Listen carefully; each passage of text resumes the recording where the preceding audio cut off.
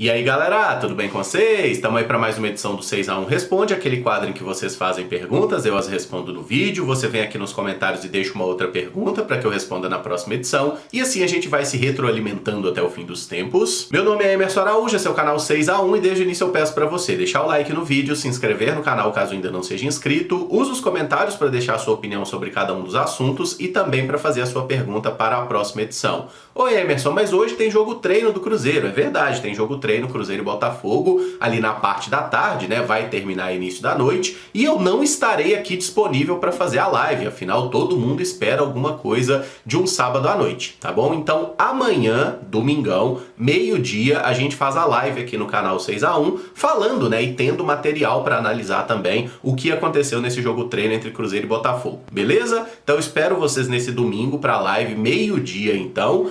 Adianto que podemos ter novidades, hein? Enfim, não vou falar mais nada não. Mas então, domingão, meio-dia, a gente faz a live sobre o que aconteceu no jogo treino Cruzeiro e Botafogo, troca uma ideia sobre todas as notícias do Cruzeiro. Então hoje é 6x1 Responde, né? Com as pautas que foram sugeridas por vocês, beleza? Galera, você gosta de fazer uma apostinha esportiva? Pô, com a possibilidade de ganhar uma moedinha ali e tudo mais? Use a Betfair, tá? O link tá aqui na descrição do vídeo, inclusive. Não tem conta na Betfair. É super simples e rápido criar sua conta. Só entrar aqui pelo link da descrição, segue um passo a passo ali, questão de 2 minutinhos. Você já tá com a conta ativa, podendo aí fazer a sua apostinha. Lembrando que todo sábado, normalmente a Betfair oferece aposta grátis para todos os clientes com conta ativa, tá? Então você pode usar esse bônus para fazer uma aposta múltipla da forma que você quiser. Mas galera, o dinheiro que você coloca no site, sempre apostar com responsabilidade para se divertir, tá? Lembra que é um jogo e todo jogo você pode ganhar ou você pode perder. Então você tem que apostar aquilo ali que você pode eventualmente não conseguir o retorno, tá? Não é investimento, não é nada disso.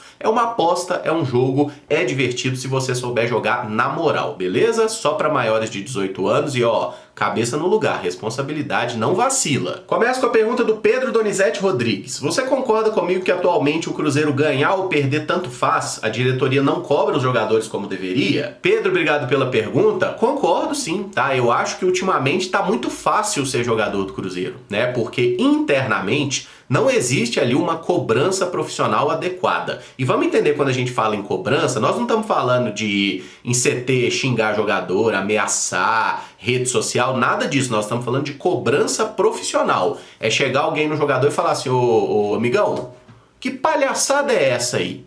Ah, mas não sei o que porra é essa? Vou dar um exemplo aqui de um jogador, o Marlon. Ô irmão, você abre a porra da barreira, é expulso, fica curtindo coisa de outro clube em rede social, que cacete que você tá fazendo da sua vida, meu filho?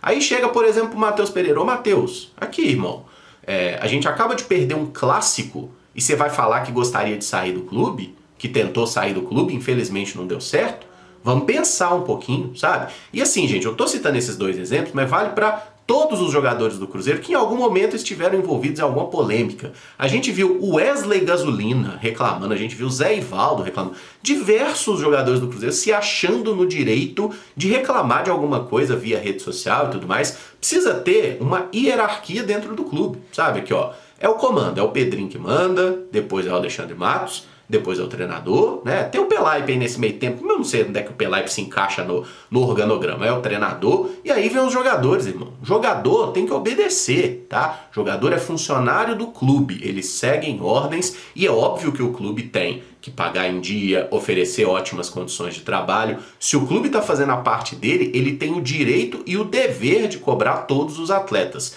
Então eu acho que sim, precisa ter uma cobrança profissional, não é escrotizar jogador, não é expor um profissional na frente dos outros, não. Quando você precisa ter uma conversa com um funcionário, né, com um subalterno, para usar um termo dos antigos, você faz isso de forma reservada. Você falou, irmão, chega aqui. E até o Genta já deu muitos exemplos do Maluf, né, já falecido, que foi diretor de futebol do Cruzeiro, que quando o Maluf chamava algum jogador pra sala, os caras já iam, nossa, com o cu na mão, que sabia que ia tomar pra dentro, porque tinha feito alguma cagada, sabe? Você tem que instituir esse respeito, e respeito não se ganha no grito, né? Se ganha no dia a dia, mostrando ali ações assertivas, tá? Para que todos os atletas entendam que existe um organograma que tem que ser respeitado. Então, assim, não é uma questão simples, mas isso precisa ser estabelecido, tá? pelo Pedro e especialmente pelo Alexandre Matos, que é o cara do futebol. O Pedro Lourenço, ele não é um cara do futebol, ele é um cara do ramo do supermercado. Um funcionário encheu o saco dele, ele manda o cara embora. Pronto, é tão simples quanto isso. No caso do futebol já é diferente. Mas o jogador tá enchendo meu saco. Tem contrato, filho, tem contrato, tem que pagar, não dá pra mandar embora, tem multa. Então, assim, no futebol exige, né, um tato muito maior por parte de quem comanda, e eu acho que o Cruzeiro precisa sim melhorar nesse sentido. O João Batista Silveira pergunta: qual profissional ou presidente você acha que mais somou na área administrativa do Cruzeiro? Aquele que você acha que mudou o Cruzeiro de patamar? João, obrigado pela pergunta. A maioria dos questionamentos que vocês fazem aqui no 6 a 1 Responde, eles são opinativos, tá? E aí eu posso dar uma opinião, outra pessoa pode dar outra opinião e tudo mais. Essa aí, cara, assim, eu sei que dizem, né, que toda unanimidade é burra, mas essa eu acho que é uma unanimidade, tá? Qualquer um que conhece a história do Cruzeiro fala assim, ó: qual foi o maior dirigente, o maior diretor, o maior presidente da história do Cruzeiro? Felício Brandi, cara. Assim, não tem como escolher outro, tá? Felício Brandi foi presidente do Cruzeiro, né, de 1961 até 1982. No período dele, a gente teve a construção do CT, né, da Toca da Raposa, que foi referência, uma coisa que não era, né, esperado, não era conhecido. E tem umas histórias assim, tipo, o terreno da Toca da Raposa era um terreno que seria presente para a esposa dele. Tem outra história que chegou atrasado no casamento porque estava contratando tostão. Enfim, né, detalhes assim que tornam a biografia um pouco mais saborosa. Mas Felício Brandi foi presidente do Cruzeiro nesses 22 anos, né? Acho que é esse o número exato. 10 títulos mineiros, um título de Taça Brasil e o título da Libertadores de 76.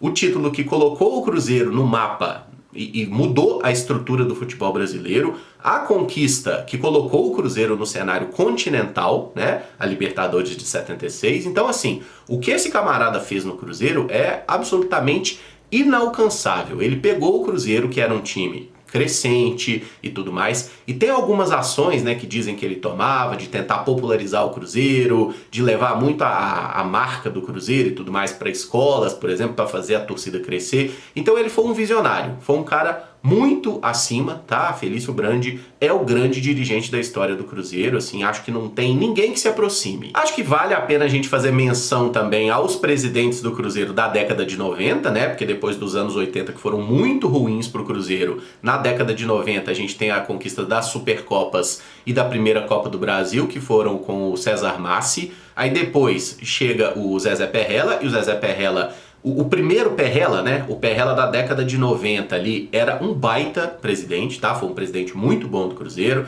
A gente conquistou Copas do Brasil, né, 96, 2000, Libertadores, conquistou os mineiros. Só faltou realmente o título brasileiro, que veio em 2023 com o Alvimar. Mas o Zezé seguia ali fazendo parte, né, de 95 até 2011, foram os Perrella, né? Zezé, Alvimar, depois volta o Zezé pro comando. Então, assim, conquistou muita coisa. O problema é, os últimos anos do Alvimar e o período do Perrella, quando volta o Zezé como presidente, já foi bem ruim, tá? Inclusive, quando deixa o Cruzeiro, era salário atrasado, foi a gente quase rebaixado. Então, assim, a gestão do Zezé Perrella, se a gente pegar só o primeiro momento ali, anos 90, início dos anos 2000, foi ótima. O problema é que as pessoas seguem, né? E sabe aquele ditado: ou você morre herói ou vive o bastante para se tornar vilão? E o Zezé Perrella se tornou um dos vilões da história do Cruzeiro, não apenas por estar no rebaixamento, mas por tudo que ele fez em outros anos,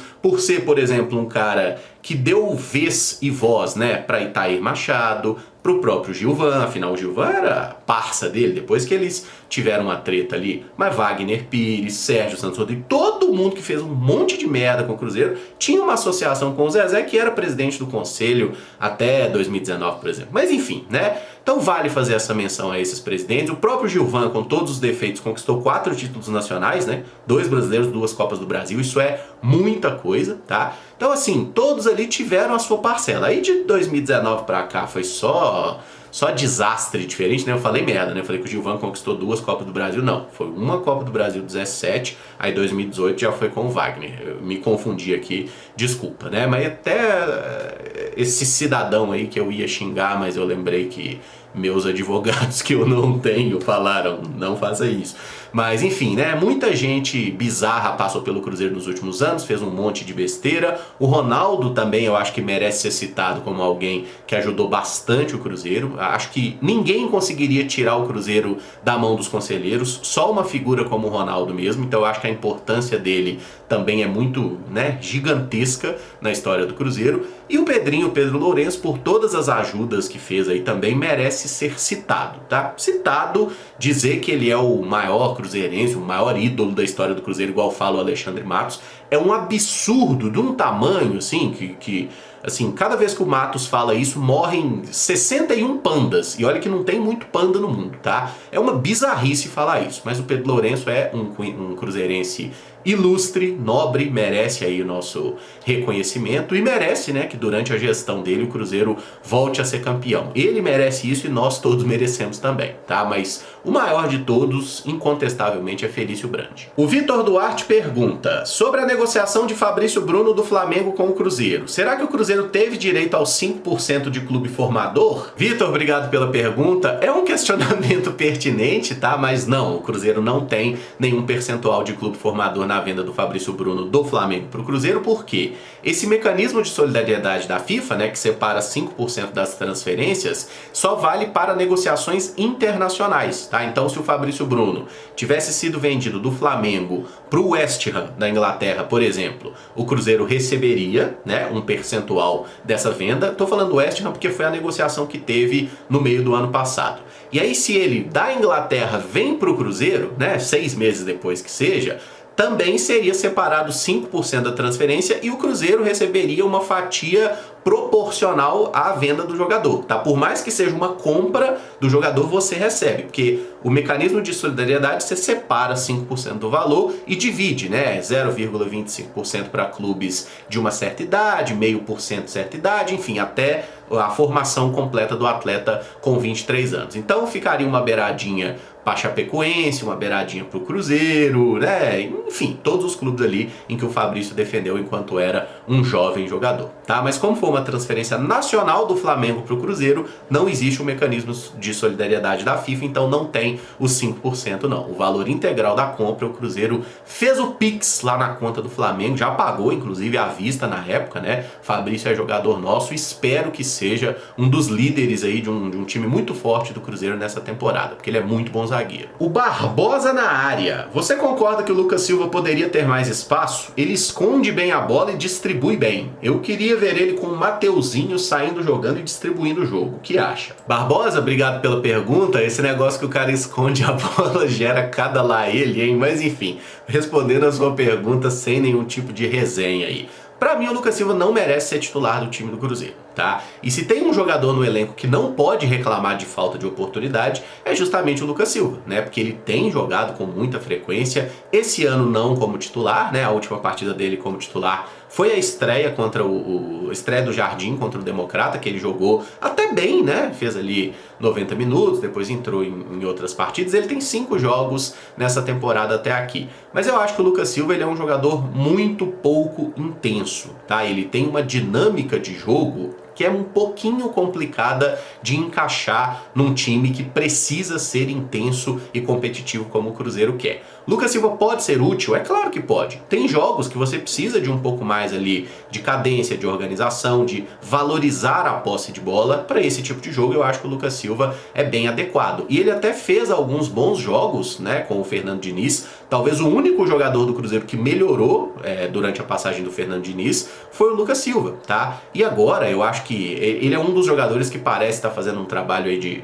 fortalecimento e tudo mais. Acho que pode ser um jogador útil e pode nos ajudar durante a temporada, mas titular do time, tá? Numa ideia de equipe ideal aqui, pra mim não cabe o Lucas Silva, tá? Tem o Wallace ou o Romero como primeiro volante, o Mateuzinho ali como um segundo homem de meio campo. E quem seria um reserva pro Mateuzinho? Eu acho que o Christian tem mais a ver, tá? Com o estilo de jogo. O próprio Japa também, quando retornar. E aí o Lucas Silva seria uma opção para talvez um terceiro homem de meio ali, né? Onde jogou o Eduardo, por exemplo. E assim, se você me perguntar, Lucas Silva ou Eduardo?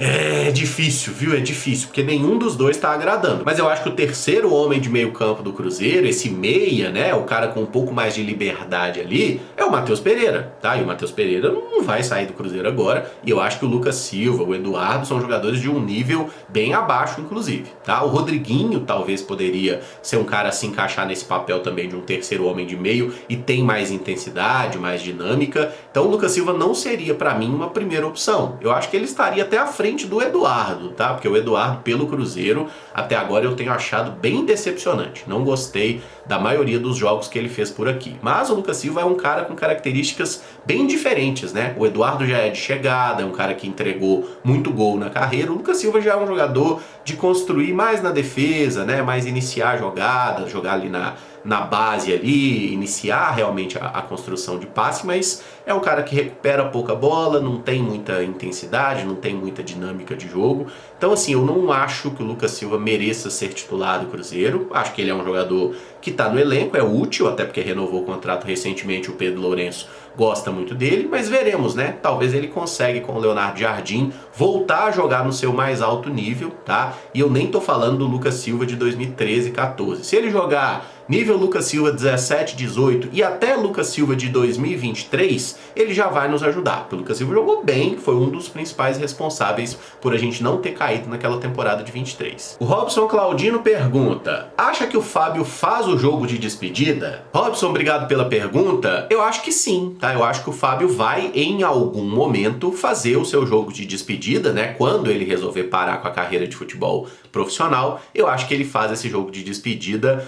Talvez até Fluminense contra Cruzeiro, joga um tempo no Fluminense, um tempo no Cruzeiro. Eu acho que acontecerá algo nesse sentido e acho que quando o Fábio parar, ele merece sim, tá? Devidas homenagens por tudo que fez, né? Afinal, é o atleta que mais vezes vestiu a camisa do Cruzeiro, conquistou muitos títulos. Então, você pode ser fã do Fábio ou não. O que você não pode é não respeitar tudo que ele fez enquanto atleta do Cruzeiro. Mas assim, só um detalhe, né? A gente fala, o Fábio vai fazer jogo de despedida. Caras, alguém acha que o Fábio vai parar no final desse ano? Eu não. E assim, eu olho pro Fábio jogando hoje, né? Ele tá às vias de completar 45 anos, né? O Fábio é de 1980, então fica fácil fazer essa conta. O Fábio com 44 anos no Fluminense, ele tá muito melhor que o Fábio de 40 no Cruzeiro. Mas muito melhor. Ele tá catando muito mais no Fluminense do que tava na reta final de Cruzeiro. O Fábio de 2025 é muito melhor que o Fábio de 2019, por exemplo. Porque em 2017, 18, né, quando ele volta da lesão em 17 e em 18 ele tava catando pra cacete, em 2019 ele tem uma queda de desempenho, aí os anos de Série B, né, o Cruzeiro assim, destruído, o Fábio não conseguiu ser ali aquele cara a mudar o patamar, ele também não jogou no mais alto nível naquelas temporadas, e aí, cara, no Fluminense, por mais que tenha sido muito traumática a saída do Cruzeiro, foi muito boa pro Fábio a saída. Porque ele foi pro Fluminense, a gente vê que ele teve uma mudança física, né? O Fábio hoje tá muito mais enxuto do que na reta final dele de Cruzeiro, voltou a jogar no mais alto nível, ganhou Libertadores no Fluminense, né? Que é o título que faltava na carreira dele. E pro Cruzeiro, eu acho que também foi boa a saída do Fábio. Polêmica, porque a gente tava meio preso, né? Num looping ali, numa situação e que o Cruzeiro não ia para frente. O Cruzeiro precisava realmente de um choque, de uma mudança, de uma limpeza completa que foi promovida pela gestão do Ronaldo. Foi da melhor forma? Não foi. Eu acho que foi uma ruptura muito dolorosa, né, pro Fábio, pro próprio Cruzeiro, pra torcida, né, pelo menos pra grande maioria dela. Mas eu acho que foi, no final das contas, olhando com a frieza que o tempo nos oferece, né, foi o melhor pra todo mundo, tá? O Fábio ter saído do Cruzeiro foi bom pra ele, foi bom pro Cruzeiro, foi bom pro Fluminense também, que tem um ótimo goleiro que tá catando muito. Então, cara, no frigir dos ovos ali, ó, eu acho que não há nada a lamentar, tá? De todo esse quiprocó que aconteceu ali. Ronaldo Gordão vem dar satisfação. Até meme esse período, né, gerou pra gente. Agora, o Fábio fazer um jogo de despedida, eu acho muito provável. O Fábio voltar a ser o goleiro do Cruzeiro, essa já é uma situação que eu acho muito difícil de acontecer. A gente sabe que o Pedrinho até fez lá uma ligação pro Fábio, né? E aí, você gostaria de voltar? E o Fábio não mostrou interesse nisso, né? Não, vou cumprir meu contrato com o Fluminense. Contrato com o Fluminense que vai até o final desse ano. Então, É impossível o Fábio voltar pro Cruzeiro? Não, não é impossível, né? Como diria mamãe, impossível é Deus pecar. Então, assim, não é impossível, tá? Mas eu não acho muito provável o Fábio querer voltar ao Cruzeiro. Agora, se o Cruzeiro tenta, se o Pedrinho fala, ô Fábio, volta. Às vezes o Fluminense não tá tão bem ou tão disposto a renovar com ele, sei lá. Assim, se o Fábio volta, completa 1000 jogos pelo Cruzeiro, eu acho que seria legal, porque se ficar nos 976, né? Acho que sempre vai ficar essa coisa assim, porra, cara, faltou, né, completar 1000 jogos. E é uma possibilidade realista, né? 1000 jogos por um clube é um negócio absolutamente raro no futebol. Então, assim, eu não boto a mão no fogo, nem que volta, nem que não volta, mas eu acho que o Fábio não volta a ser goleiro do Cruzeiro de fato, tá? Assinar contrato, jogar uma temporada inteira, isso eu acho que não vai acontecer. Mas um joguinho de despedida, isso aí eu não tenho dúvida, e acho que quando o Fábio parar, isso seria muito legal, inclusive, para homenageá-lo, né, aqui no Cruzeiro. Afinal, foram quase 20 anos como o Camisa 1, é um cara que marcou muito uma geração de torcedores, né. Talvez por isso todos os goleiros hoje que o substituam, né, sofrem muito, porque a torcida do Cruzeiro se acostumou muito com um camarada ali na meta, e todas as falhas que os outros cometem hoje, elas são até um pouco mais superdimensionadas. Não passando pano nem para Cássio, nem para Rafael Cabral, muito menos para esse, né? Porque estão falhando demais e o Cássio sabe que ele precisa voltar a jogar no mais alto nível. Mas comportaria no mesmo elenco Cássio e Fábio? Acho muito difícil, por exemplo, e o Cássio tem contrato com o Cruzeiro até 2027. O Nildo Júnior pergunta, se você fosse o diretor de futebol do Cruzeiro hoje, o Pedrinho te desse carta branca para contratar qualquer jogador do futebol brasileiro, independente de valores, quem você contrataria? Nildo, obrigado pela pergunta. Uai, o trem tá bom demais, aí nós estamos aqui, ó,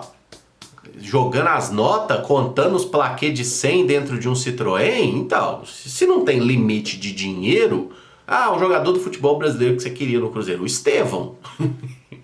Eu sei que ele já tá vendido pro Chelsea, mas, pô, jogador do futebol brasileiro, ainda é formado aqui, né? Formado na base que não revela ninguém, mas enfim. Estevão, pô, o que a gente precisa? De um ponta direita. O que o Estevão é? Ponta direita. Muito bom. Jovem, talentoso e tudo mais, vai pra dentro ali, mete gol, dá assistência. Estevão seria aí a minha contratação. Ah, mas o Estevão já tá vendido, escolhe outro. Tá, vamos tentar escolher outro jogador então. Cara, teve essa especulação aí do Luiz Araújo do Flamengo. É um jogador que eu acho que seria útil pro Cruzeiro. Confesso que eu até gosto mais do Michael, mas sei que o salário do Michael é ridiculamente alto, tá? Então eu acho que nem vale o que ele recebe, mas eu acho que o Cruzeiro precisaria de um ponta assim, né? Um ponta com mais capacidade de decisão, de fazer gol, de dar assistência. Eventualmente ali numa saída, por exemplo, de um Matheus Pereira, buscar um meia atacante ali, como o Arrascaeta, né? Pena que o Arrascaeta tem muitos problemas físicos, ou sei lá, o Rafael Veiga, que também é um bom jogador, que consegue acrescentar. Um cara que eu gosto muito, que tá no Palmeiras, é o Maurício, né? Gosto muito do futebol dele, é outro que passou aqui pelo Cruzeiro também. Enfim, você pediu pra falar um, eu falei vários, né? Mas se tivesse que escolher um do futebol brasileiro, assim, que eu acho muito bom, seria o Estevão, cara. O Estevão é um jogador de um nível acima.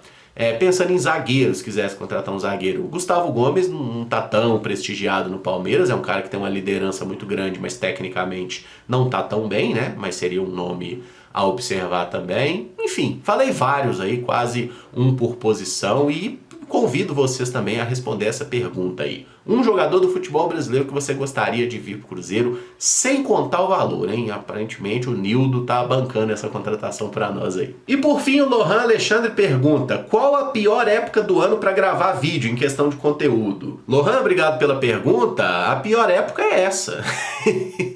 Atualmente. Por quê?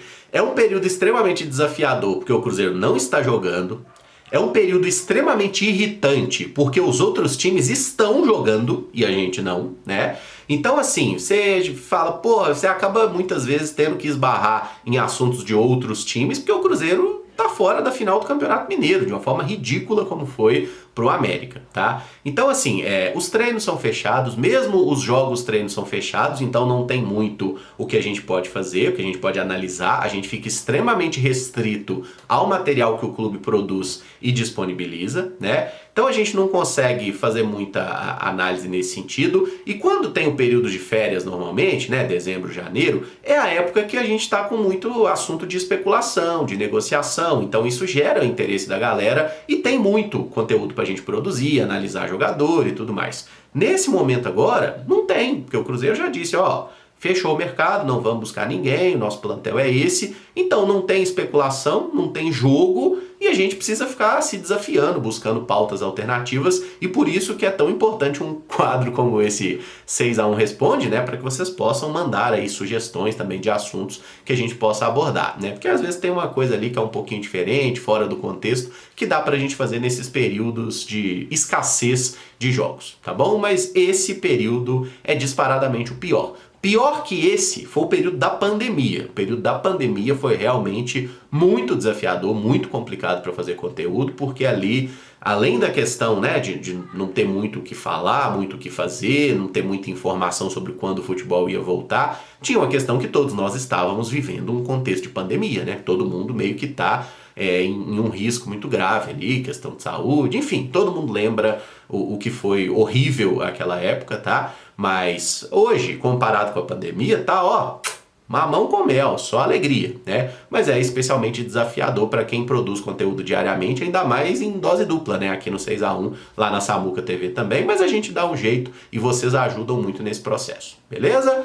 Gente, é isso então, tá? Respondidas as perguntas, deixa aí os comentários de vocês também. Não esquece de deixar o like no vídeo e se inscrever no canal, hein? Estamos buscando aí 200 mil inscritos no canal 6x1, se você ainda não é inscrito, dá essa moral pra nós aí, beleza? Muito obrigado por acompanhar. Amanhã, então, domingão, meio-dia, a live aqui pra gente falar desse jogo treino entre Cruzeiro e Botafogo, certo? Meio-dia, então, a live de Cruzeiro e Botafogo e a gente troca mais ideia amanhã. Obrigado, gente, um abraço e até o próximo vídeo.